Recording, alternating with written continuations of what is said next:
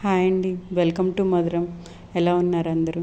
ఇవాళ నేను పిల్లలకి లంచ్ బాక్స్లోకి ఇలాగా ఒక రెసిపీ చేసి చూపిస్తున్నానండి. ముందుగా దీనికోసం ఇలాగా తురిమిన క్యారెట్, బీట్రూట్, కొత్తిమీర, కొంచెం పుదీనా, గ్రీన్ పీస్, అలాగే పచ్చిమిరపకాయలని కట్ చేసి తీసుకోవాలి. జీడిపప్పుల్ని తీసుకొని వాటిని రెడీ చేసుకున్న తర్వాత ఈ విధంగా మనము ఒక గిన్నె తీసుకొని గిన్నెలో కొద్దిగా నెయ్యి వేసుకొని అందులో జీడిపప్పులు, పచ్చిమిరపకాయలు వేసుకొని కొంచెం వేగిన తర్వాత అందులోనే మనము ముందుగా తురుము పెట్టుకున్న క్యారెట్, బీట్రూట్ తురుముని, గ్రీన్ పీస్ ఇవన్నీ కూడాను నెయ్యిలో వేసుకొని వేయించుకోవాలండి.